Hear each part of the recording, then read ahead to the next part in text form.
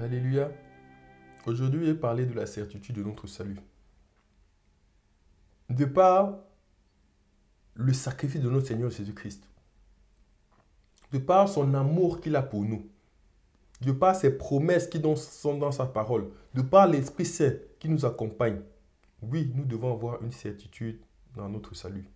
Mais, déjà la certitude se base sur la miséricorde de Dieu et sur nos propres capacités.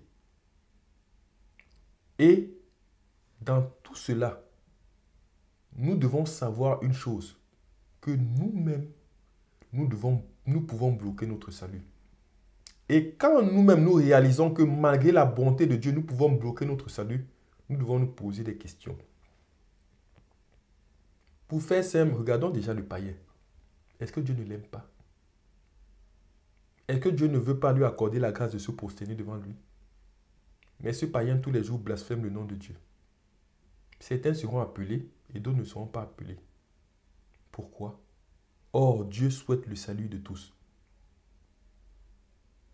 Quelque part, il y a quelque chose en eux qui ont fait que ils n'ont pas la grâce de se prosterner devant Dieu. Nous ne savons pas quoi. C'est eux qui ont bloqué le salut. Dieu ne les a pas créés pour les condamner. C'est eux qui ont bloqué le salut. Mais à quel niveau? On ne le sait pas. Est-ce qu'on va dire que c'est leur méchanceté? On ne sait pas. Parce que déjà, nous-mêmes dans le monde, nous étions souvent même plus méchants que certains, mais qui sont restés dans le monde, nous avons adhéré, nous avons la grâce de nous posséder devant le Seigneur Jésus-Christ. Donc, est-ce que c'est même véritablement la méchanceté? Si déjà nous faisons le mal plus que certains, mais eux, ils sont restés dans le monde. Donc, quand nous arrivons en Dieu, il faut craindre. Saint Paul lui-même dit qu'il a peur d'être rejeté après avoir prêché aux autres. Je rappelle qu'il a déjà vu le troisième ciel. Il fait des miracles comme pas deux.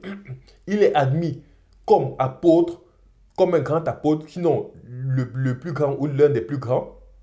De son vivant même, il a une reconnaissance. Il a une reconnaissance de ceux qui ont été avec le Seigneur. Pierre même, l'apôtre Pierre parle de Paul dans son évangile. Dans les enseignements que nous avons, je n'entends pas, beaucoup ne parlent pas, ils vont pas, on ne dit pas ce qu'est devenu Barthélemy, on ne dit pas ce qu'est devenu Philippe, on ne dit pas ce qu'est devenu Nathanaël. Entre eux, ils n'en parlent pas. Mais, ils parlent de Paul, l'apôtre Paul. Ils font référence à lui. Il avait une grande notoriété. Mais lui-même dit qu'après avoir prêché aux autres, il craint pour son salut.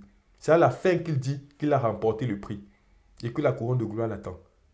Donc, combien de fois nous, qui sommes sujets encore à la cupidité, sujets à ceci, sujets à cela, nous devons craindre pour notre salut. C'est pour ça que nous devons toujours implorer Dieu de nous sauver, de ne point nous abandonner et que les grâces qu'il nous a accordées, de ne point les retirer et de nous accorder de plus grandes pour que nous soyons sauvés.